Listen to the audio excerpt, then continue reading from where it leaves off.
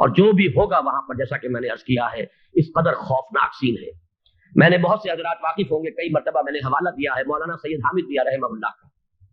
انہوں نے ایک دفعہ مجھے بتایا تھا کہ احادیث میں جو قرب قیامت کے حالات و واقعات کی پیشن گوئیاں ہیں ان میں یہ ہے کہ وہ جو آخری جنگ ہونی ہے جو کہ دجال کے خلاف ہوگی مسلمانوں کی, اور جس میں کہ حضرت مسیح علیہ السلام کا نزول ہوگا جس کے سلسلے میں, اس سے پہلے ایک جنگ ہوگی بہت خوفناک, بہت خوفناک.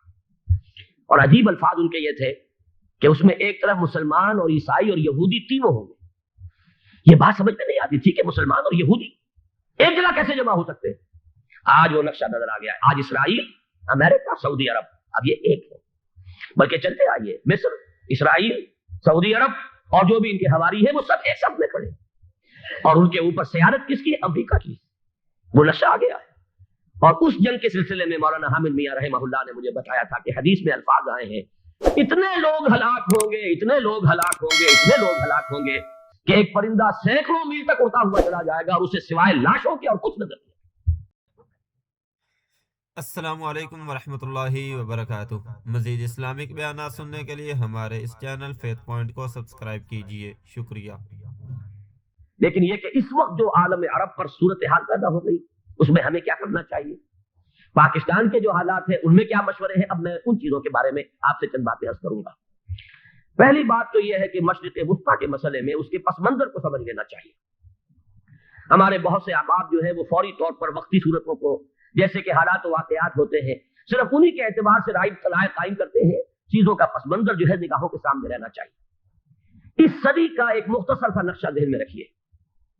یہ 20ویں صدی کے آغاز کے وقت جسے ہم پورا کہتے ہیں مڈل ایسٹ, بلکہ صرف مڈل ایسٹ نہیں, پورا شمالی افریقہ سلطنت عثمانیہ کا حصہ تھا, خلافت عثمانیہ. لیبیا, الجزائر, مصر, پورا حجاز, یمن, پورا عراق, شام, اور یہ شام ہی کے حصے ہیں در حقیقت, اردن اور لبنان, یہ سب یہ شام عرب, عراق عرب, یہ پورا علاقہ خلافت عثمانیہ یہ اس کا حصہ تھا. پہلی جنگ عظیم میں انگریزوں نے عربوں کو بغاوت پر آمادہ کیا, غداری پر آمادہ کیا. انہوں نے خلافت عثمانیہ کے خلاف بغاوت کی, بیج بوئے ان کے دلوں کے اندر نفرت کے, ابھارا انہیں تم ترکوں کے غلام کیوں ہو, تمہیں خود حاکم ہونا چاہیے, تم کھڑے ہو جاؤ, ہم مدد کریں گے, تم بغاوت کرو, تم ان ترکوں کے خلاف ہماری مدد کرو, ہم تمہیں آزاد کر دیں گے, تم اپنے پاؤں پر خود کھڑے ہو جانا.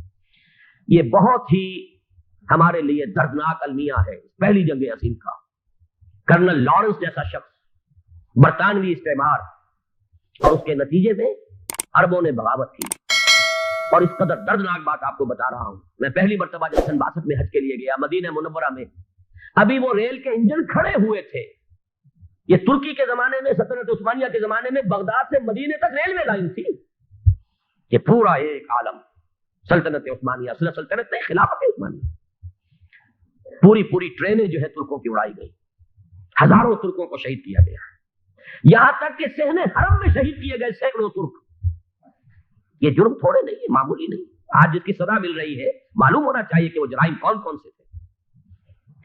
اب بھی جو لوگ گئے ہیں انہوں نے دیکھا ہوگا ترکی کا قلعہ موجود ہے اوپر پہاڑی کے اوپر.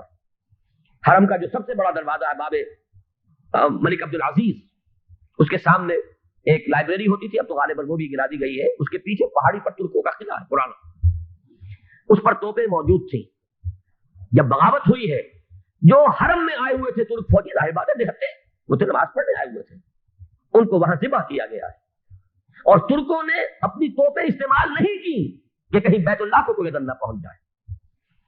بہرحال یہ غداری ہوئی ہے پہلی جنگ عظیم کے دوران, اور نہ صرف ترکوں پہ عربوں نے کی ہے. جیسا کہ میں نے کہا تھا, دو ہیں سب سے بڑے مجرم روئے ارضی کے اوپر امت مسلمہ کے طبقات. ہمارا پنجابی سپاہی بھی جا کر انگریزوں کی مدد کر کے ایلن بی کو قبضہ جو لے کر دیا بغداد کا, اس میں ہمارے مسلمان پنجابی سپاہی بھی شامل.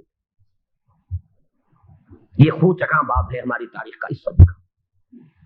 لیکن اس کے بعد سلطنت عثمانیہ کے ٹکڑے ہو گئے, چیچڑے ہو گئے.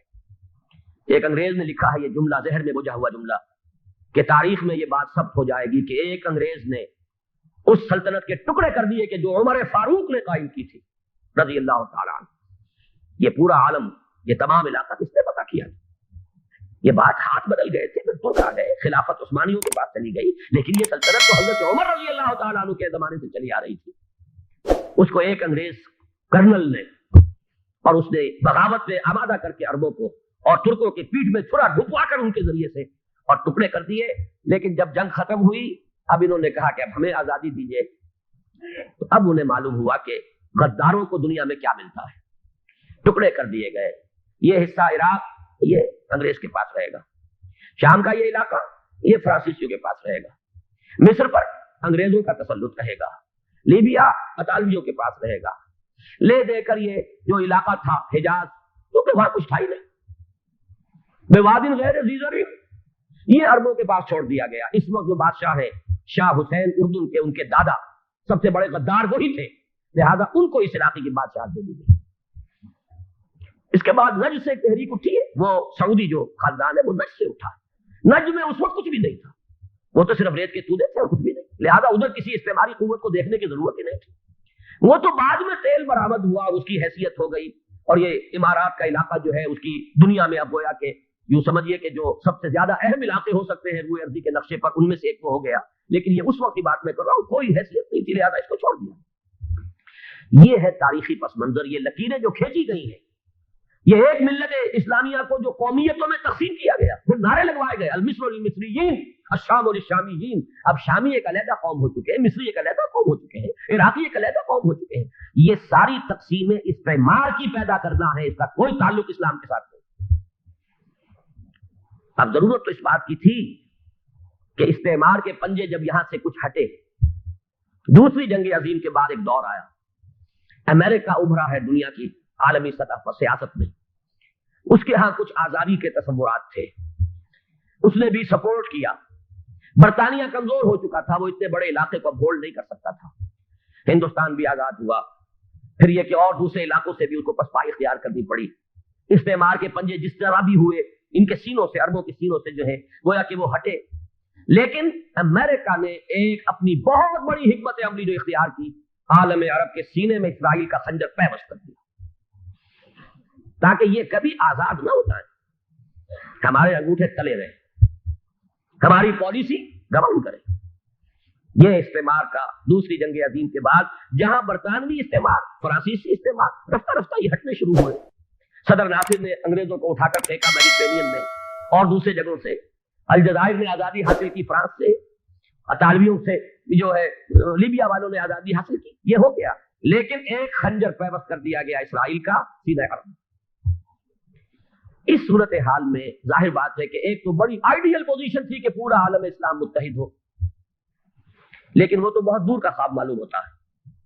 علامہ اقبال سے بڑا کوئی نقیب نہیں ہے ملت اسلامی کی وحدت کا، ایک ہو مسلم حرم کی پاسبانی کے لیے نیل کے ساحل سے لے کر تابقا کے کاشور، لیکن انہیں بھی اپنے لیکچرز میں کہنا پڑا کہ اس وقت جو صورتحال ہے، پورے عالم اسلام کی ایک وحدت بن جانا تو تقریباً ناممکن نظر آ رہا ہے۔ اگر کسی طرح ایک common wealth of Muslim nations وجود میں آ جائے تو بھی بڑی کامیابی ہوگی، لیکن اس سے بھی پہلے یہ تو زیادہ آسان تھا کہ عالم عرب ایک وحدت کی شکل اختیار کر لے۔ یہ تو ایک قوم ہے، اکثر و بیشتر ایک نسل یا زیادہ دو نسلیں کہتی گئی، شمالی افریقہ میں بربر نسل بھی ہے، باقی تو سب عربی، یہ پورا عالم ایک نسل، ایک زبان، پورے اتنے رقبے کے اوپر بولے جانے والی ایک زبان، یہ تو ایک ہو جائے۔ افسوس یہ ہے کہ اس کا ایک ہو جانا، ایک شخصیت ابھری تھی جو مذہبی مزاج کی شخصیت تھی، جو دینی مزاج کی حامل شخصیت تھی، اگر اس کی قیادت میں عالم عرب متحد ہو جاتا تو واقعتاً ایک بہت بڑا جو ہے مرحلہ وہ طے ہو جاتا پوری عالمی ملت اسلامیہ کی ایک وحدت اختیار کرنے کا۔ وہ شخصیت تھی شاہ فیصل شہید کی، اور اس لفظ کے ساتھ ہی آپ کے ذہن میں آ گیا ہوگا کیوں انہیں شہید کر دیا گیا، کس نے کیا کرایا،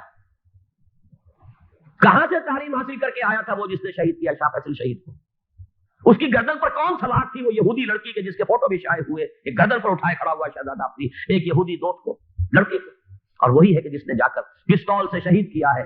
جہاں میں اچھی طرح جان لیجئے، جیسے بارہا میں نے عرض کیا ہے کہ حضرت عمر کو شہید کرنے والا کہنے کو ابو لولو فیروز تھا، لیکن اس کے پیچھے پورا ایرانی نسل پرستی کا جو پورا پس منظر ہے، اسے تو ہر شخص اس کی ذرا بھی نگاہ جو ہے جو صرف منظر کو نہ دیکھ رہی ہو، پس منظر کو بھی دیکھنے والی ہو، وہ تو جان دے گی کہ ابو لولو فیروز ایک فرد کا نام نہیں تھا، وہ ایران کا انتقام تھا عالم عرب سے۔ بالکل اسی طریقے سے یہ अमरीकी इस्तेमार का हथकंडा था, उसे महसूस हुआ। शाह फैसल मजहबी मिजाज का शख्स, ये उभर रहा है, और ये शाह फैसल की हिकमत अमली का जरा आप अंदाजा कीजिए। लाहौर में समिट कॉन्फ्रेंस हुई, उसमें वो आए, सबसे टावरिंग पर्सनैलिटी पूरे उस वक्त आलम इस्लाम के अंदर शाह फैसल की थी, और वो गोया के एक बहुत ही, जिसको कहा जाए कि एक बहुत एल्डरली, एक बुजुर्गाना एक शख्सियत जो है, और उन्होंने अपनी दौलत के दरवाजे, अरब में वो मशहूर थे कि निहायत खसीस और बखील इंसान, इसलिए कि वहां वो खर्च करते थे हिसाब किताब के साथ, लेकिन उनके खजाने खुले हुए थे आलम इस्लाम के लिए, इधर भी मदद है, उधर भी मदद है, इधर भी काम हो रहा है, उधर भी काम हो रहा है। फिर उन्होंने तेल का हथियार इस्तेमाल करके एक दफा अमेरिका को दिन में तारे दिखा दिए, लिहाजा उनका हटाया जाना सीन से ये अमरीकी इस्तेमाल के लिए लाजिम था। अब ले देकर रह गए कौन? सेकुलर मिजाज के लोग। पहली अटेम्प्ट जमाल अब्दुल नाफिज ने की, नाकाम हो गया। कद्दाफी साहब ने कोशिश की कि वो उनकी जानशीनी हासिल कर ले, नाकाम हो गया। अब एक तीसरी शख्सियत सद्दाम हुसैन की, मुल्हिद है, इस्लाम से कोई सरोकार नहीं, बास का फलसफा, सेक्युलरिज्म प्लस अरब नेशनलिज्म, ये उसूल है। लेकिन ये है कि ये शख्सियत अबू बकर ऐसी आई है कि इससे इस वक्त ये जान लीजिए, मैं अमेरिका में भी अरबों से मिलकर आया हूं, सऊदी अरब में भी मैं वो देख आया हूं, नौजवान नस्ल जो है अरबों की, पूरा जो दूसरे अरब ममालिक है जहां पर के मजहब का इतना चर्चा ही नहीं है, पूरा फिलिस्तीनी अरब, जॉर्डन के अरब, शामी अरब अवाम, वो सब के सब सद्दाम के पीछे है। इसलिए कि उन्हें नजर आ रहा है कि एक शख्स फिर ऐसा पैदा होकर सामने आ गया है जो शायद आलम अरब को फिर यूनाइट कर दे, और ये है असल वो शय कि जो अमेरिका के लिए किसी सूरत में काबिल कबूल नहीं। दौलत के ये जखायर, खलीज की ये दौलत, सयाल सोना और उसके जखीरे, और ये किसी तरीके से ये अमेरिका के जेर असर न रहे, ये है वो शय जो उसे बर्दाश्त नहीं है। वो कोई अरबों की मोहब्बत में नहीं आया 2.5 लाख फौज लेकर, वो कोई शाही अरब जो खानदान है सऊदी, उससे उसकी कोई दिलचस्पी नहीं है। कोई पता नहीं कि वो खुद उनको हटा दे और वहां पर कोई जमहूरी ढांचा जो है वहां पे खड़ा करवा दे खुद अमेरिका। इसलिए कि सऊदी अरब में मैं देख आया हूं, हालात अगरचे जाहिर बात है कि ज्यादा गहराई में तो वहां जाने का मौका ही नहीं होता, बहुत ही मुस्तबिद हुकूमत है, लेकिन साफ नजर आ रहा है कि इस वक्त दोनों तबके नौजवानों के जो है वो शाही खानदान के शरीफ खिलाफ हो चुके हैं। जो वहां पर जदीद मुसक्कफ तबका है, जदीद तालीम याफ्ता, जो बाहर पढ़कर आया अमेरिका में और कहीं और वो कसीर तादाद में, वो साफ सवाल कर रहे हैं कि ये billions and billions of dollars के जो हमारा खर्चा आता था, हमारे हथियारों के ऑर्डर जाते थे, वो कहां गए? कुल 65,000 फौज, और अरब के पास, सऊदी अरब के पास उतने टैंक भी नहीं है जितने के यमन जैसे गरीब मुल्क के पास, तो हमारा रुपया ये गया कहां? ये एक सवाल है जो हर शख्स के ज़हन के सामने है। अब हमें अपने मामलात को खुद संभालना होगा। इसी तरीके से जो मजहबी तबका है, और वहां है बड़ी तादाद में मजहबी तबका नौजवान जिनमें बड़ा जज्बा है, और उनका वो जोश जिहाद उन्हें जिहाद अफगानिस्तान तक लेकर आया। सैकड़ों अरब नौजवान यहाँ जो है शहीद हुए। अपने मुल्क में तो उन्हें बोलने की भी कोई इम्कान नहीं है, लेकिन यहाँ वो जज्बा जो अंदर अंदर परवान चढ़ रहा है, वो जज्बा उन्हें लाया है, और अफगानिस्तान की सन लाख वादियों के अंदर उन्होंने जामे शहादत पोश किया है। वो तबका भी शदीद मुखालिफ हो चुका है कि इन्होंने अमरीकियों को बुलाकर, उनमें यहूदी भी है, ईसाई तो है ही है, यहूदी है, यहूदी औरतें हैं जो कुछ अब वहां बेहयाई और बेपर्दगी के मनाजिर नजर आ रहे हैं। ये सरजमीन अरब, मैंने अमेरिका में तकरीर सुनी है, इस्ना के जो फाइनल उनका एक सेशन था, Islamic society of north America, जिसमें मैं मदऊ किया गया था, इसीलिए मैंने ये सफर किया था। एक नौजवान ने जो तकरीर वहां पर की है, वाकया ये है कि मैं हैरान रह गया उसकी जुर्रत का। उसने कहा कि हुजूर ने फरमाया था कि जजीरा नुमा अरब में 2 दीन जमा नहीं हो सकते, और आज शाही खानदान की सिर्फ अपनी हुकूमत को बचाने के लिए अमरीकियों को इतनी बड़ी तादाद में बुला लिया गया है, जिनमें मोबाइल चर्च भी है, मोबाइल सिनेगॉग्स है, यहूदी मर्द और औरतें जो है दंदनाते फिर रहे हैं आज अरब की सरजमीन पर। लिहाजा जो मजहबी तबका है वो इस पर शदीद रद्द अमल जो है उसके अंदर पाया जाता है। ये हालात है जो मैं आपके सामने चाहता था कि रखूं। ये वो शामत अमाल है। एक तरफ ये कि वो शख्सियत जो है सद्दाम हुसैन की, वो कोई पसंदीदा शख्सियत नहीं, लेकिन ये कि उस शख्सियत को तकवीत देने वाले भी तो यही लोग थे। इन्हें खतरा था ईरान के इनकलाब से कि कहीं उसी किस्म का कोई इनकलाब हमारे यहाँ ना आ जाए, लिहाजा इनकलाब ईरान को एक्सपोर्ट ना होने दे, इसलिए उन्होंने इसी सद्दाम हुसैन को billions and billions of dollars की मदद दी। आज वही है, अरबी की तो एक कहावत भी है, सम्मिन कल्बक, या को लोग अपने कुत्ते को खिला पिला के मोटा करो, किसी रोज तुम्ही को काटेगा। आज वो तो इन्हें काट रहा, लेकिन ये कि उसका जो इलाज तजवीज हुआ है वो इंतहाई खौफनाक है। 2.5 लाख अमरीकी वो इस्तेमार के पंजे जो बमुश्किल आलम अरब के सीने से जो गड़े हुए थे इस इस्तेमार में, मुश्किल हटे थे कि एकदम अब वहां पर खबरें आ रही हैं, फरांसीसी भी आ रहे हैं, बरतानवी भी आ रहे हैं, कहां कहां से फौजें आ रही हैं, और वहां पर 2.5 लाख तो सिर्फ अमेरिकन आर्मी का, उसमें तकरीबन 1.5 लाख तो पहुंच चुकी। اور جو بھی ہوگا وہاں پر جیسا کہ میں نے عرض کیا ہے اس قدر خوفناک سین ہے. میں نے بہت سے حضرات واقف ہوں گے, کئی مرتبہ میں نے حوالہ دیا ہے مولانا سید حامد میاں رحمہ اللہ کا. انہوں نے ایک دفعہ مجھے بتایا تھا کہ احادیث میں جو قرب قیامت کے حالات و واقعات کی پیشن گوئیاں ہیں ان میں یہ ہے کہ وہ جو آخری جنگ ہونی ہے جو کہ دجال کے خلاف ہوگی مسلمانوں کی, اور جس میں کہ حضرت مسیح علیہ السلام کا نزول ہوگا جس کے سلسلے میں اس سے پہلے ایک جنگ ہوگی بہت خوفناک, بہت خوفناک. اور عجیب الفاظ ان کے یہ تھے کہ اس میں ایک طرف مسلمان اور عیسائی اور یہودی تینوں ہوں گے. یہ بات سمجھ میں نہیں آتی تھی کہ مسلمان اور یہودی ایک جگہ کیسے جمع ہو سکتے ہیں. آج وہ نقشہ نظر آ گیا ہے. آج اسرائیل, امریکہ, سعودی عرب اب یہ ایک ہے. بلکہ چلتے آئیے مصر, اسرائیل, سعودی عرب اور جو بھی ان کے حواری ہیں وہ سب ایک صف میں کھڑے, اور ان کے اوپر سیادت کس کی ہے؟ امریکہ کی. وہ نقشہ آ گیا ہے. اور اس جنگ کے سلسلے میں مولانا حامد میاں رحمہ اللہ نے مجھے بتایا تھا کہ حدیث میں الفاظ آئے ہیں اتنے لوگ ہلاک ہوں گے, اتنے لوگ ہلاک ہوں گے, اتنے لوگ ہلاک ہوں گے کہ ایک پرندہ سینکڑوں میل تک اڑتا ہوا چلا جائے گا اور اسے سوائے لاشوں کے اور کچھ نظر نہیں. یہ نقشہ خاکم بدہن تلا ہوا ہے, کھڑا ہوا ہے. جو بھی ہوگا کیمیاوی جنگ, کیمیاوی وارفیئر, کیمیکل وارفیئر اور پھر ایٹمک وارفیئر, جس کی کھلی دھمکیاں دی جا چکی ہیں. کبھی کوریا کے بارے میں اندیشہ تھا کہ یہ درندے خدا کی دھرتی کو, کوریا کی غریب بستی کو ناگاساکی بنا کے چھوڑیں گے, ہیروشیما بنا کے چھوڑیں گے. آج وہ صورتحال جو ہے عالم عرب پر, heart of the Arab land, اس پر یہ صورتحال بالکل تلی کھڑی ہے. اس میں ہمیں کیا کرنا چاہیے؟ میں نے یہ چاہا کہ پورا پس منظر آپ کے سامنے, صرف وقتی سا کوئی ایک نعرہ, وقتی سی کوئی ایک خبر, اس کے حوالے سے ایک جذبات کا معاملہ, پورا ایک پس منظر سامنے رکھیے. اب وہ آپ کو شاید میری باتیں جو ہے وہ سمجھ میں آ جائیں. نمبر 1, ہمیں کسی صورت اس جنگ میں امریکہ کے گھڑے کی مچھلی نہیں بننا چاہیے. امریکہ اسلام کے تحفظ کے لیے نہیں آیا, امریکہ حرمین کی حفاظت کے لیے نہیں آیا, امریکہ اپنے مفادات, عالمی مفادات کے تحفظ کے لیے آیا, اور زیادہ سے زیادہ آپ کہہ سکتے ہیں کہ وہ سعودی شاہی خاندان کی حفاظت کے لیے آیا. اور بڑا عمدہ مضمون چھپا تھا پچھلے, بلکہ ابھی تک تو وہ تازہ ہی ہے جب تک نیا نہیں آتا, ندا میں, جس کا عنوان تھا اربوں کا چھرا اور اربوں کا گلا. سارے پیسے بھی انہیں سے لے رہے ہیں. $12 بلین کا ایک چیک لے کر گیا جیمز بیکر. اندازہ تو کیجیے دنیا کہاں سے کہاں پہنچ گئی. میں حیرت ہوں کہ دنیا کیا سے کیا ہو جائے گی. 2 ماہ قبل اس کا تصور نہیں ہو سکتا تھا. اتنی بڑی قوت امریکہ کی, تباہ کن قوت, اور جمع ہو جائے گی عرب کے اندر. لیکن یہ کہ وہ کاسٹ بھی اربوں ہی کی ہوگی, انہیں کا چھرا, انہیں کا گلا. ہمیں کرنا یہ چاہیے, اللہ تعالیٰ ہماری حکومت کو, ہمارے سیاستدانوں کو, ہمارے ذمہ دار لوگوں کو ہدایت دے, وہ امریکہ کے گھڑے کی مچھلی نہ بنے. اس کے تحفظ کے لیے یا شاہی خاندان کی حفاظت کے لیے بہت کچھ انہوں نے عیش کر لیے, کافی عیش کر لیے. باقی یہ کہ اب جو کچھ ہونا ہے وہ ہونا ہے. حرمین شریفین کو تو خود عرب کے لوگ کہتے ہیں کہ کوئی خطرہ نہیں ہے. سارا جھگڑا تو وہ تیل کی دولت کا ہے. وہ تیل کی دولت جو ہے وہ شمال مشرقی کونے کے اندر ہے. بلکہ یہ کہ جو رد عمل پیدا ہوا عالم اسلام میں اور سعودی عرب میں, خود اس کے مذہبی نوجوانوں میں امریکی فوجوں کی آمد کے خلاف اس کا جواب دیا گیا رابطہ عالم اسلامی کی طرف سے کہ یہ جو بھی جنگ کا محاذ ہے, جو فوجیں ہیں, یہ حرمین سے تو 1500 کلومیٹر دور ہے. تو حرمین کو تو کوئی خطرہ نہیں ہے. خطرہ ہے امریکہ کے عالمی مفادات کو. آج آپ کو معلوم ہے دنیا 2 طبقوں میں بٹی ہوئی ہے, دی رچ اینڈ دی پور.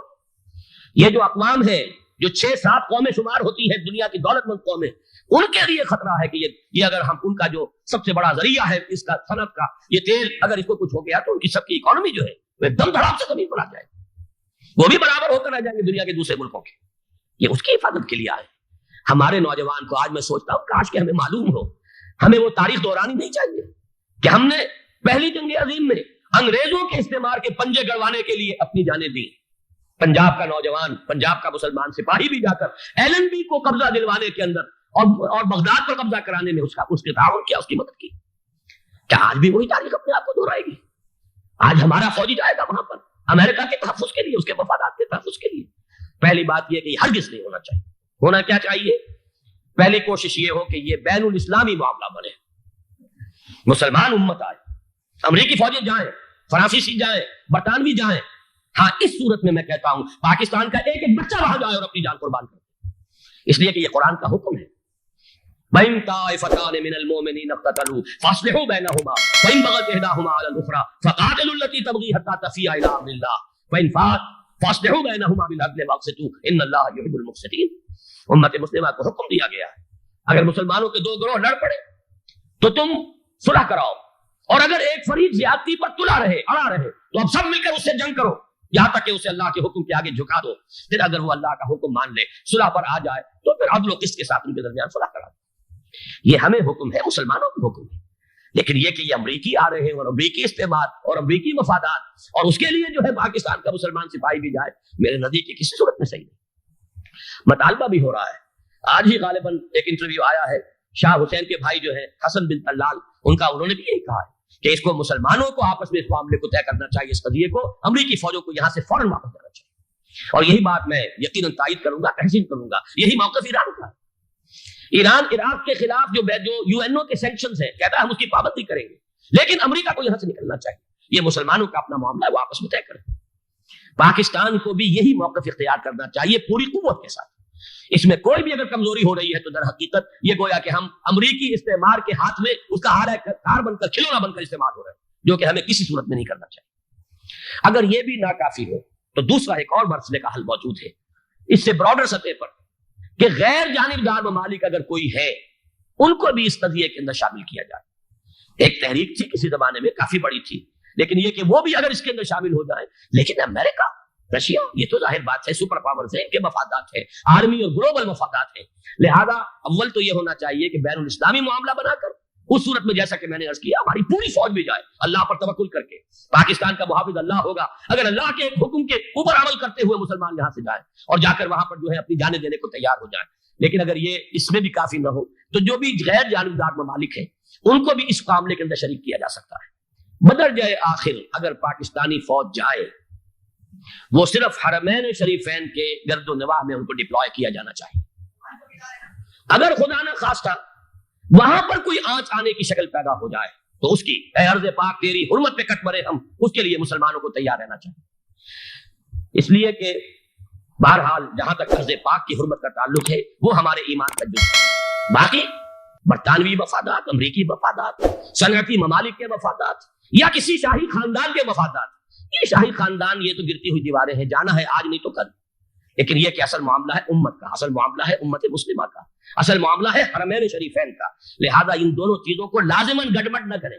آپ حضرات کے علم میں ہے کہ اس سے پہلے ایران کی طرف سے بار بار مطالبہ ہوا کہ حرمین کو بین الاسلامی کنٹرول میں دے دیا جائے اور سعودی عرب کا اس کے اوپر سے جو انتظامی عمل دخل ختم کر دیا جائے. میں نے کبھی تائید نہیں کی, اس لیے نہیں کی کہ میرا مشاہدہ ہے, میں گیا ہوں بارہا, سعودی عرب کی حکومت نے چاہے خود بھی بڑے بڑے محل بنائے ہیں لیکن حرمین کی خدمت کے اندر بھی کوئی کمی نہیں کی. اس پر انہوں نے اربوں ڈالر اس پر بھی خرچ کیا ہے. اس کے اوپر انہوں نے اس حج کے انتظامات پر پوری حکومت جو ہے وہ اپنے آپ کو لگائے رکھتی ہے. لہذا اس اعتبار سے کوئی کمی کی بات نہیں وہاں پر آئی کہ جس کے لیے ضرورت ہو کہ ان کا عمل دخل وہاں سے ختم کیا جائے. لیکن یہ صورتحال اب جو پیدا ہو گئی ہے یہ بالکل مختلف ہے, اسے اس کے کانٹیکسٹ کے اندر دیکھا جانا چاہیے اور اسی کے حوالے سے میں نے چند رائے آپ کے سامنے رکھی. اب آئیے پاکستان کی طرف جو ہمارا اصل مسئلہ ہے, اس کے تو ہم سب سے بڑے ذمہ دار ہیں. اس کی بھلائی ہے تو, برائی ہے تو, اس میں خیر آتا ہے تو وہ بھی ہماری کوشش اس کے لیے ضروری ہے, اور کوئی شر پیدا ہوتا ہے تو اس کی ذمہ داری بھی ہم پر آئے گی. اس کے ذمن میں چند باتیں عرض کر رہا ہوں. شدید ترین خطرہ ہے جیسا کہ میں عرض کر چکا ہوں کہ بھارت حملہ کرے گا. مجھے تو تقریباً یہ رائٹنگ آن دی وال کے مانند ایک فیصلہ نظر آ رہا ہے, بلکہ آج میں کسی سے کہہ رہا تھا کہ اگر اب نہیں تو پھر کبھی بھارت حملہ نہیں کر سکتا. اس کے لیے سچویشن بالکل رائٹ. 2 مرتبہ ایکسرسائز کر چکا ہے وہ, خاص ٹارگٹ بنا کر حیدرآباد کو, اور اس کے پیش نظر ہے سندھ میں جو بھی خلفشار ہے اسے اس کے علم میں جو بھی تصادم ہے. اب بھی اگرچہ اس وقت کی جو ہماری اندرونی سیاست ہے یہ اس کا کرشمہ سامنے آیا ہے کہ جی ایم سید صاحب کو ایگزونریٹ کیا جا رہا ہے, ان کو محب وطن کا خطاب دوبارہ دیا جا رہا ہے. وہ شخص جس نے اسلام کے خلاف انتہائی زہریلی باتیں کی ہیں, وہ شخص جس کی کتاب اب پاکستان ٹوٹ جانا چاہیے, وہ لاکھوں کی تعداد میں ہندوستان سے چھپ کر آئی ہے, یہاں تقسیم ہوئی ہے, آج اسے شرط دی جا رہی ہے. یہ ہے ہماری اندرونی سیاست کے کرشمے. میں اس پر تفصیل سے نہیں جانا چاہتا, لیکن اس شخص کی دیکھیے وہ جو علامہ اقبال کا شعر ہے کہ بت کرے میں برہمن کی پختہ زناری بھی دیکھ, دیکھ کعبے میں شکست رشتہ تسبیح شیخ, اور بت کرے میں برہمن کی پختہ زناری بھی دیکھ. کہ نظر یہ آ رہا ہے کہ اس نے رہا ہوتے پہلا بیان یہ دیا ہے کہ ہماری پہلی ترجیح یہ ہے کہ پاکستان ٹوٹ جائے اور ہندوستان کے ساتھ ہم ایک انڈیپینڈنٹ اسٹیٹ کی حیثیت سے کانفیڈریشن قائم کریں, سندھو دیش confederation with India independent of Pakistan. پھر دوسری ترجیح بھی ہے, تیسری آخری ترجیح یہ ہے کہ پاکستان کو 5 ریاستوں میں تقسیم کر دیا جائے اور ایک لوز کانفیڈریشن ہو, بس اس کے سوا کچھ نہیں. 5ویں بھی وہ اردو والوں کے لیے نہیں, مہاجرین کے لیے نہیں, ان کے لیے تو ان کے پاس کچھ نہیں ہے. 5ویں بھی پنجاب میں سے کاٹ کر سرائکی صوبہ بنایا جائے اور سندھ میں تو بہرحال اردو بولنے والوں کو سندھی بن کر رہنا ہوگا. یہ اس شخص کا رہائی کے بعد بھی بیان ہے جسے آپ سند دے رہے ہیں کہ وہ محب وطن ہے اور وہ غدار نہیں ہے, وہ پاکستان کا مخالف نہیں ہے. بہرحال یہ حالات جو ہے انتہائی خوفناک ہیں ہمارے. آج کشمیر میں جو صورتحال ہے ہندوستان کے لیے انتہائی تشویشناک ہے. جو بدنامی اس کو مل سکتی تھی مل چکی ہے. اور یہ آپ نے دیکھ لیا وہ امریکہ بہادر جو 1.5-2 لاکھ آدمی لے کر پہنچ گیا سعودی عرب میں, اس نے انگلی تک نہیں اٹھائی ہے کہ کشمیر میں بھارت کیا کر رہا ہے. یہ ہے ان کی ڈبل سٹینڈرڈز, یہ ہے ان کی بے ایمانیاں کہ بھارت جو کچھ کر رہا ہے وہاں. آج اگر ظلم ہو رہا ہے کویت میں عراقیوں کے ذریعے پورے ورلڈ ٹیلی ویژن پر, CNN پر, فلاں پر اور اخبارات میں, آج بھی ایک لمبا مضمون میں نے اخبار میں پڑھا ہے. لیکن یہ ہے کہ کشمیر میں کیا ہو رہا ہے کہیں تذکرہ نہیں ہو. یہ ہے دنیا کے اندر دیانت اور امانت اور شرافت کا حال, اور بین الاقوامی سیاست جو ہے اس کے ڈبل سٹینڈرڈز. لہذا جو بدنامی بھارت کو آ سکتی تھی وہ آ چکی ہے. ہندوستان سے ایک نوجوان مسلمان صحافی دہلی سے آئے تھے. نئی دنیا ایک پرچہ نکلتا ہے اس کے طرف سے, وہ دورہ کر کے گئے ہیں. مجھ سے بھی لاہور میں ملے تھے, تقریباً 1 مہینہ 1.5 مہینہ ہوا. ان کے الفاظ سن کر میں کانپ گیا تھا. انہوں نے کہا تھا کہ بھارت کی حکومت اس کے اوپر تلی ہوئی ہے کہ چاہے ایک اور آخری کشمیری کو بھی ہلاک کرنا پڑے, وہ کشمیر کے اندر کبھی بھی کوئی معاملہ جو ہے کشمیر کی آزادی یا کشمیر کو پاکستان کے لیے جانے کے لیے تیار نہیں. کیا بگڑے گا اس کا؟ آپ سمجھیے کہ اگر 80-90 کروڑ قوم کی ایک قوم ہے, 1 کروڑ آدمی ختم کر, ان کا دل تو جو ہے اس پہ دکھے گا نہیں. حال ہمارا یہ ہے کہ ہم تو کوئی چہرے پہ نہیں کر سکے. ہم تو اپنی صفائی دیتے رہے کہ نہیں ہمارا کوئی ہاتھ نہیں ہے, ہم نے کچھ نہیں کیا ہے, ہمارا کوئی اس کے اندر عمل دخل نہیں ہے. بس یہی ہماری ڈپلومیسی کا شاہکار رہا. یہ حال ہے پاکستان کا. لہذا بھارت کا وہ معاملہ جو ہے, میں نے جیسا کہ آپ کے سامنے مختلف فیکٹرز گنوا دیے تھے, اندرونی اس کی سیاست, اندرونی خلفشات, وہ تو اب آ کر رہے گا. اللہ یہ کہ اللہ تعالیٰ کے قبضہ قدرت میں ہر شے ہے, وہ ٹال دے تو ٹال دے. مجھے اقبال کا وہ شعر یاد آ رہا ہے, تقدیر تو مبرم نظر آتی ہے لیکن پیران کلیسا کی دعا ہے کہ یہ ٹل جائے. ہم دعا کریں کہ یہ ٹل جائے وقت, لیکن یہ ہے کہ تقدیر مبرم نظر آ رہی ہے. اس حالت میں ہمیں کیا کرنا چاہیے؟ نمبر 1 یہ کہ سب سے اہم شے ہے قومی یکجہتی. اور قومی یکجہتی کے اعتبار سے انتہائی خوفناک مرحلہ آ رہا ہے انتخابات. انتخابات میں تو کچھ نہ کچھ فساد, کچھ نہ کچھ دنگا, کچھ نہ کچھ ہنگامہ, ایک دوسرے کے خلاف کیچڑ, ایک دوسرے کے خلاف الزامات, وہ چھاڑ, یہ تو بڑھتے ہیں. بھارت میں بھی قتل و غارت گری ہو جاتی ہے کچھ نہ کچھ. لہذا یہاں پر بھی پیر پگاڑا صاحب جو ہمیشہ سے کہتے چلے آ رہے ہیں فیملی پلاننگ, آج پھر ان کا جملہ آ گیا ہے کہ شاید اس انتخابات میں فیملی پلاننگ کے ذریعے سے کوئی بہت بڑا کام ہو جائے. پہلی بات تو یہ ہے کہ میں نے اب تک یہ کہا ہے کہ انتخاب کسی صورت میں پوسٹ پون نہیں ہونی چاہیے. اب بھی میں یہ کہتا ہوں کہ اگر تو انتخابات کا بدل صرف ایک ہے اور وہ مارشل لا ہے, تو پھر مارشل لا سے تو بہتر ہے کہ وہ انتخابات ہو چاہے اس میں کوئی خلفشار بھی ہو. اس لیے کہ مارشل لا کا مطلب جو ہے وہ تو سندھ کے اندر ایک ناگزیر دھماکہ ہو جائے گا, تباہ کن, خوفناک, اور پھر بھارت کو کچھ کرنے کی ضرورت نہیں ہوگی, کیا کرایا اسے سارا معاملہ سندھ کے اندر سے مل جائے. مارشل لا ہرگز نہیں ہونا چاہیے. وہ بات جو سن 80 میں نے 18 اگست 1980 کو کہی تھی ضیاء الحق مرحوم سے, آج پھر اسی بات کی میں تکرار کر رہا ہوں, اعادہ کر رہا ہوں. مارشل لا پاکستان کے لیے سوسائڈل ہے, لیکن ایک آلٹرنیٹ سامنے آیا ہے. ایک تو پشاور ہائی کورٹ کا ورڈکٹ آ گیا, اور یہ کہ کچھ اور لوگوں کی طرف سے بھی باتیں آئی ہیں. 1-2 دن ہوئے ہیں, جنگ میں 2 اہم سرخیاں تھیں, اور وہ بڑے اونچے حلقہ جو ہمارا فوج کا اونچا حلقہ ہے اس کی طرف سے اگرچہ نام کسی کا نہیں تھا. ایک تو یہ کہ ماشاء اللہ یہاں کسی صورت نہیں لگے گا, دوسرے یہ کہ کوئی قومی حکومت کی تشکیل جو ہے اگر کسی طرح ہو سکتی ہو تو وہ اس وقت کا حل ہے, اور وہ اسی شکل میں ممکن ہے. اگر تو الیکشن آپ پوسٹ پون کرتے ہیں اور اسمبلیاں پرانی بحال نہیں کرتے, تو پھر تو اس کا مطلب یہ کہ ہمارا کانسٹیٹیوشن ایبروگیٹ ہو گیا اور اس کا آلٹرنیٹ سوائے ایک مارشل لا کے اور کوئی نہیں. لیکن اگر صدر اسحاق صاحب ہمت کرنے ملک کے حالات کو دیکھ کر, جو اس وقت صورتحال ہے, جو خطرات ہیں بارڈر پر, ان کو دیکھتے ہوئے یا تو یہ کہ عدالتوں کے ذریعے سے اسمبلیاں بحال ہو جائیں, اس میں حکومت زیادہ رکاوٹ نہ ڈالے, یا یہ کہ خود صدر اسحاق صاحب واپس لے سکتے ہو قدم تو واپس لے لیں, لیکن یہ کہ تمام پارٹیز سے یہ پہلے عہد لے لیا جائے کہ وہ ایک قومی حکومت کی تشکیل کریں گے.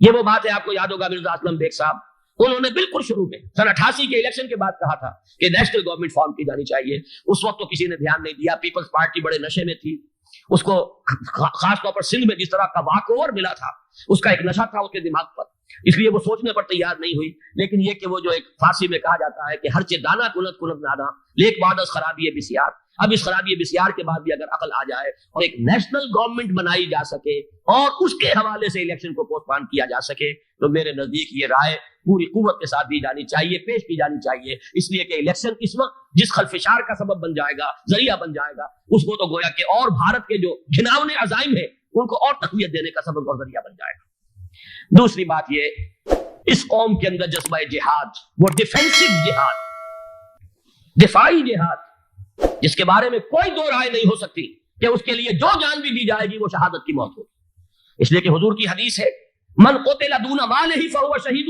جو شخص اپنے مال کی حفاظت کرتے ہوئے مارا گیا مسلمان وہ شہید ہے۔ تو ظاہر بات ہے کہ اپنی آزادی کا تحفظ جو ہے وہ مال کے تحفظ سے زیادہ اہمیت رکھنے والی شے ہے۔ ایک جذبہ جہاد پیدا کیا جائے اور ایک پیپلز آرمی یہاں پر کھڑی کی جائے، عوامی فوج۔ فوج صرف نہیں کر سکے گی تحفظ جب تک کہ پوری قوم جو ہے وہ فوج کی شکل اختیار نہ کر لے، لیکن ظاہر بات ہے کہ اس کا بھی امکان اسی صورت میں ہوگا جبکہ کوئی ایسی حکومت وجود میں آ گئی ہو کہ جس میں وہ اپوزیشن اور گورنمنٹ کا جھگڑا جو ہے وہ اوپر نہ چل رہا ہو، وہ آپس کی محض آرائی نہ ہو، تبھی کوئی پیپلز آرمی جو ہے اس کا تصور جو ہے سامنے آ سکتا ہے۔ اللہ تعالیٰ توفیق دے کہ ہم اس کو بھی کر سکیں۔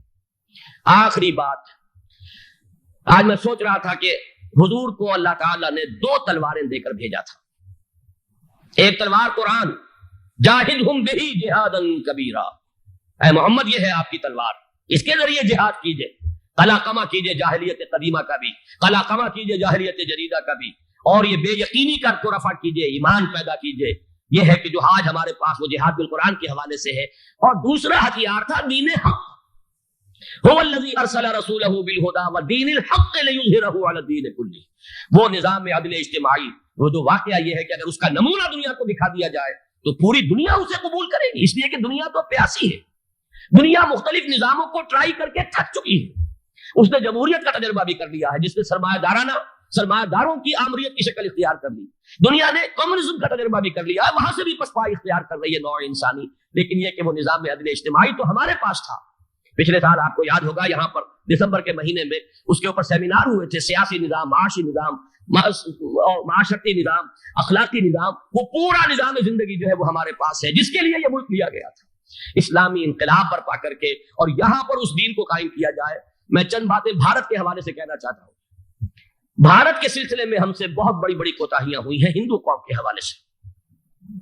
پہلی کوتاہی یہ ہوئی کہ ہم نے 800 یا 1000 برس تک حکومت کی، اگرچہ صوفیاء نے کچھ تبلیغ کی یہاں پر، لیکن علمی سطح پر، انٹلیکچوئل لیول پر کوئی تبلیغ کا کام نہیں کیا۔ ہندوؤں کی جو اعلیٰ ذات کے لوگ ہیں، اور ہندو ذہن ہے فلسفیانہ ذہن، اس فلسفیانہ ذہن کو ہم نے کبھی سمجھنے کی کوشش نہیں کی، اس تک ہم نے دین کی دعوت کو نہیں پہنچایا۔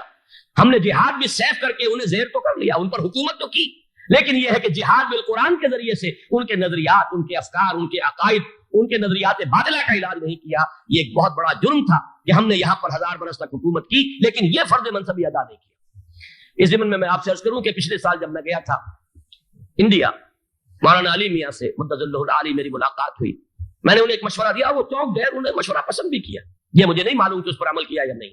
میں نے ان سے عرض کیا کہ آپ ندوۃ العلماء میں سنسکرت کی تعلیم لازم کر دیں تاکہ یہاں کا عالم دین جو نکلے وہ ہندو جو مذہب کی کتابیں ہیں ٹاپ کی امہات کتب ان کو بھی سمجھ سکتا ہو۔ جب تک آپ ہندو ذہن کو نہیں سمجھیں گے اسلام اس کے سامنے پیش نہیں کر سکتے۔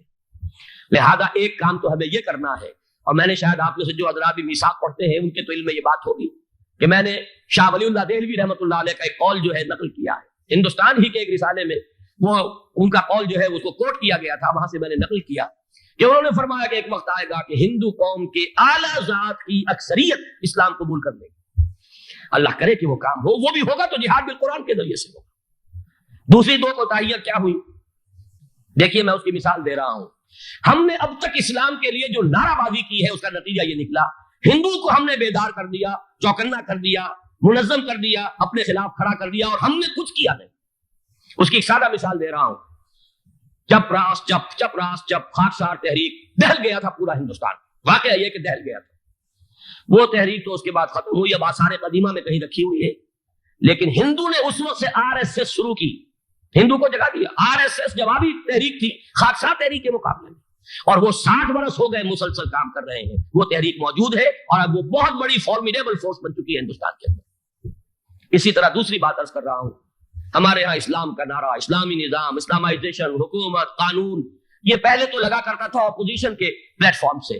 11 برس جو تھے ہمارے مرحوم ضیاء الحق صاحب کے، وہ ایوان حکومت سے یہ نعرہ لگا.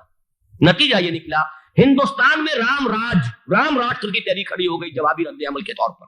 ہم نے تو کچھ کیا بھی نہیں سوائے کچھ کاسمیٹک تبدیلیاں، کچھ اوپر کی تبدیلیاں، کچھ رنگ و روغن، کچھ عید میلاد النبی زیادہ شوق سے اور زیادہ شان سے بنانی شروع کر دی، کچھ اور ہم نے اس طرح کے جو ہے وہ تقریبات کا آغاز کر لیا. باقی وہ اسلام کا نظام، وہ نظام تو ہم نے قائم نہیں کیا. میں نے جو حضرات واقف ہیں مجھ سے انہیں یاد ہوگا یہ کہ میں سن 80 میں پہلی مرتبہ بھارت گیا تھا پاکستان بننے کے بعد. سن 47 نومبر میں نے کراس کیا تھا from east Punjab to west Punjab. Pakistan آیا خون اور خاک آگ کے دریا عبور کر کے. 33 برس کے بعد میں گیا تھا واپس ہندوستان پہلی مرتبہ سن 80 میں. واپس آ کے جو میں نے تقریر کی تھی اس کے چند چیزیں یاد ہوں گی بہت سے حضرات کو. میں نے کہا تھا میں نے 2 چیزیں بڑی اچھی دیکھی ہندوستان میں جس سے ہندوستان میں مسلمانوں اور اسلام کے مستقبل کے بارے میں جو بہت زیادہ اندیشے اور خطرے تھے وہ دور ہو گئے.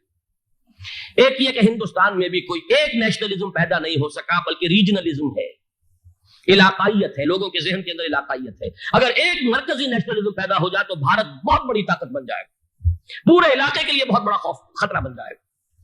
دوسری بات میں نے عرض کی تھی کہ اللہ کا شکر ہے کہ ہندو مذہب کا کوئی ریوائول وہاں نہیں ہوا. بائی اینڈ لارج انڈین ہندو جو ہے وہ سیکولر ذہن کا ہے، مذہب کا احیاء وہاں نہیں ہوا. یہ سن 19 کی بات میں کہہ رہا ہوں، اس لیے کہ مذہب کا اگر احیاء وہاں ہو جائے تو مسلمان کے لیے بڑے خطرے کی بات ہو جائے گی. لیکن آج میں آپ سے عرض کر رہا ہوں 1990 میں 10 برس کے بعد یہ جو 11 برس تک ہمارے ہاں اسلام کی رٹ لگی ہے، نتیجتاً اب وہاں ملیٹنٹ ہندو ریوائولزم ایک بہت بڑی قوت بن کر آ چکا ہے. ہم نے کچھ کیا بھی نہیں، نعرے لگائے.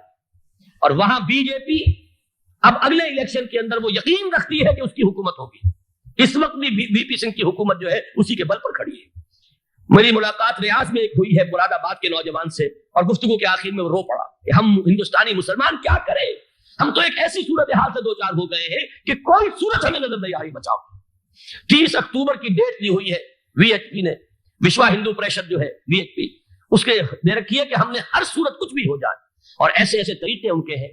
وہ پہلے اینٹیں انہوں نے روانہ کرنی شروع کی تھی، اس کے بعد اب یہ ہے کہ ایک ایک گاؤں سے ایک ایک آدمی آئے گا. 30 لاکھ گاؤں سے ایک ایک آدمی چل کر آئے گا.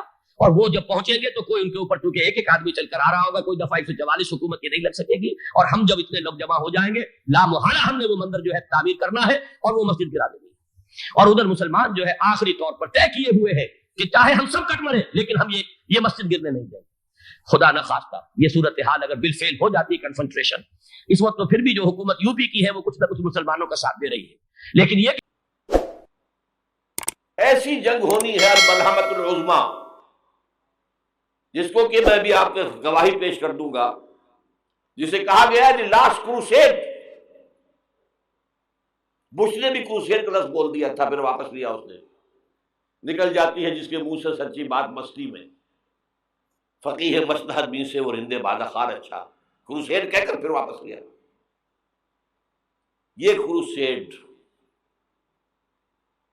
اس کے اوپر جس قدر نقصان ہونا ہے عربوں کا، گریٹر اسرائیل بنے گا، یہ عراق، شام، اردن، سعودی عرب کا کچھ شمالی علاقہ، ترکی کا جنوبی علاقہ، مصر کا صحرائے سینا، اور اس کے ساتھ ہی جو بہترین اس کا زرخیز ترین علاقہ ڈیلٹا آف نائل، یہ سب یہودیوں کے قبضے میں جائیں گے.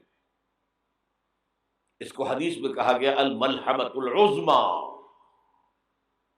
عیسائی 80 علم لے کر ہے مسلمانوں تم پر حملہ آور ہوں گے، اور ہر علم کے نیچے 12,000 فوج ہوگی، 9.5 لاکھ فوج.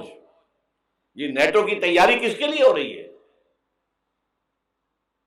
جب یو ایس ایس آر کا خاتمہ ہوا تو پوچھا گیا تھا نیٹو چیف سے، اب کس لیے؟ تمہارا وہ دشمن تو ختم ہو گیا، اب ہمیں اسلامی فنڈامنٹلزم سے نمٹنا ہے.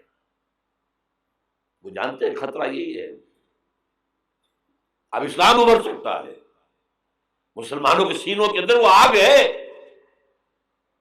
اوپر خاک اس طرح آ گیا ہے تو میں اٹھانا بیٹھنا، یہ اندر تو انگارہ ہے، اوپر سے راکھ ہے، اس سے دھوکہ نہ کھا جانا ان کے دلوں کے اندر. اور بش نے کہا تھا مسلمان چاہتے ہیں کہ ہسپانیہ سے لے کر انڈونیشیا تک نظام خلافت قائم کریں. اور میں حیران ہوا تھا کہ اس کمبخت کو ہسپانیہ کا خیال کیسے آ گیا؟ ہمیں تو کبھی آتا ہی نہیں، ہم تو بھول گئے، وہ تو 500 برس پرانی بات ہے جبکہ وہاں سے ہمیں نکال دیا گیا تھا۔ اگرچہ اقبال نے کہا تھا ہے ارض فلسطین پہ یہودی کا اگر حق، ہسپانیہ پر حق نہیں کیوں اہل عرب کا؟ ہسپانیہ میں تو 800 سال حکومت کی مسلمانوں نے، اور ابھی 500 برس سے گزرے ہیں نا۔ یہودی تو ارض مقدس سے 2000 سال نکالے گئے، انہیں لا کے آباد کیا گیا، عربوں کے سینے میں خنجر بھونک دیا گیا۔ وہ چھوٹا سا ملک جو چاہتا کرتا، کوئی پوچھنے والا نہیں۔ امریکہ جیسے اپنے بیٹے کی حفاظت کرے ویسے کرتا ہے اس کی۔ اور حضور نے فرمایا ہے وہ جنگ جب ہوگی تو ایک باپ کے اگر 100 بیٹے ہوں گے تو 99 ختم ہو جائیں گے، ایک بچے گا۔ یہ حدیث ہے، حدیث ہے صحیح۔ اور آپ نے فرمایا ویل للعرب من شر قد اقترب، عربوں کے لیے ہلاکت ہے، عربوں کے لیے بربادی ہے اس شر سے جو قریب آ چکی ہے۔ اور آج جس طرح انہوں نے ان کی تہذیب کو اختیار کر لیا ہے، دبئی جا کر دیکھیے، بدترین مغربی معاشرہ جو ہے وہ دبئی کے اندر ہم نے قائم کر کے دکھا دیا۔ اب سعودی عرب اس راستے پر بڑھ رہا ہے۔ اور اس کے بعد نمبر 2 پر جو ہے ہم پاکستانی ہیں، لیکن میں اس کے وہ پہلی بات جو کہہ رہا ہوں وہ تو یقینی ہے، اس میں تو احادیث صحیحہ موجود ہے۔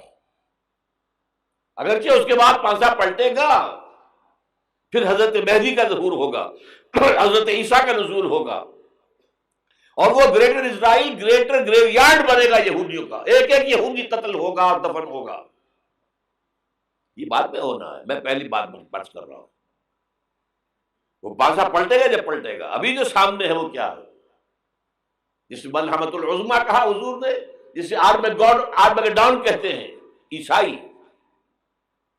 آرمگیڈون کی اگر کہیں جا کر آپ دیکھیں گے، آپ ڈکشنری میں مانی تو کیا لکھا ہے؟ A very big war which will be fought between the forces of evil and good before the end of this world۔ اس دنیا کے خاتمے سے پہلے خیر اور شر کی قوتوں کے درمیان بہت بڑی جنگ ہوگی۔ ارمجدون اسے کہتے ہیں عربی میں، اور آرمگیڈون اسے کہتے ہیں انگریزی کے اندر، اور یہ بائبل کی آخری کتاب کے اندر ہے، جو اس میں کہ مکاشفات یوحنا، ریولیشنز آف سینٹ جان۔ یہ تو میں کہہ رہا ہوں یقین کے ساتھ، اور زیادہ دور نہیں ہے، آیا چاہتا ہوں۔ اس لیے کہ یہودیوں کا اور عیسائی جو کنزرویٹوز ہیں، نیو کنزرویٹوز، ان کا 5 نکاتی ایجنڈا ہے متفق علیہ، جس کے تحت کہ یہ جنگ صلیبی شروع کی گئی ہے۔ وہ سن لیجیے آپ۔ آرمگیڈون نمبر 1، گریٹر اسرائیل قائم ہو جانا اس کے نتیجے میں نمبر 2، مسجد اقصیٰ اور قبۃ الصغریٰ کو گرانا نمبر 3، وہاں 3rd ٹیمپل، وہ مسجد جو حضرت سلیمان نے بنائی تھی 1000 قبل مسیح میں، پھر برباد کی تھی نبوکدنضر نے، دوبارہ بنائی گئی، پھر دوبارہ ختم ہوئی 70 عیسوی تک گری پڑی۔ ان کا خانہ کعبہ گرا ہوا ہے 70 عیسوی سے لے کر آج تک۔ ایک دیوار ہے ویلنگ وال، جہاں جاتے ہیں، روتے ہیں، پیٹتے ہیں، ماتم کرتے ہیں، وہاں وہ بنے گا 3rd ٹیمپل۔ اور نمبر 4، اس میں لا کر رکھا جائے گا تخت حضرت داؤد کا۔ یہ تخت کہاں ہے اس وقت؟ یہ لندن شریف کے اندر جو ان کی پارلیمنٹ کا جو چرچ ہے، ویسٹ منسٹر ایبے، اس میں رکھا ہوا ہے۔ ایک پتھر تھا جس پر بٹھا کر حضرت داؤد کی تاج پوشی ہوئی، پھر حضرت سلیمان کی ہوئی، پھر وہ پتھر رکھ دیا گیا جب حضرت سلیمان نے بنایا ہیکل مسجد اقصیٰ، وہاں رہا وہ۔ ہر بادشاہ جو تھا یہودی اسی کے اوپر بٹھا کر اس کی تاج پوشی ہوتی تھی۔ سن 70 میں ٹائٹس نے گرایا اسے، ہیکل کو، وہ پتھر لے گیا، وہاں سے روم گیا، روم سے آئرلینڈ گیا، آئرلینڈ سے اسکاٹ لینڈ آیا، اسکاٹ لینڈ سے انگلینڈ آیا، اور اب وہ رکھا ہوا ہے 14ویں صدی عیسوی سے آج تک۔ وہ ویسٹمنسٹر ایبے میں رکھا ہوا ایک کرسی کی سیٹ میں اسے بنا دیا گیا ہے تخت کی شکل میں. اب انگریزوں میں کوئی ملکہ ہو کوئی بادشاہ ہو جس کی بھی تاج پیش ہونی ہے اس میں ہو. یہ لا کر رکھا جائے گا تھرڈ ٹیمپل میں, اور اس پر یہودیوں کے خیال کے مطابق ان کا مسیحا آئے گا جو مسیح دجال ہوگا. عیسائیوں کے خیال کے مطابق حضرت عیسیٰ آئیں گے, وہ ہمارا بھی خیال ہے حضرت عیسیٰ آئیں گے علیہ السلام. بہرحال یہ تو بات کی باتیں ہیں نا. اس وقت جو میں عرض کر رہا ہوں عربوں پر بہت بڑا عذاب, اور پاکستان کا معاملہ البتہ یہ ہے, میں یقین سے نہیں کہہ سکتا. ہینگنگ ان دی بیلنس, ہو سکتا ہے اللہ تعالیٰ ہم پر رحم فرمائے, ہو سکتا ہے, اگرچہ اس کی کچھ شرائط ہوگی. چمن کے مالک اگر بنا لیں موافق اپنا شعار, اب بھی چمن میں آ سکتی ہے پلٹ کر چمن سے روٹھی بہار. اب بھی. السلام علیکم ورحمۃ اللہ وبرکاتہ. مزید اسلامک بیانات سننے کے لیے ہمارے اس چینل فیت پوائنٹ کو سبسکرائب کیجیے. شکریہ.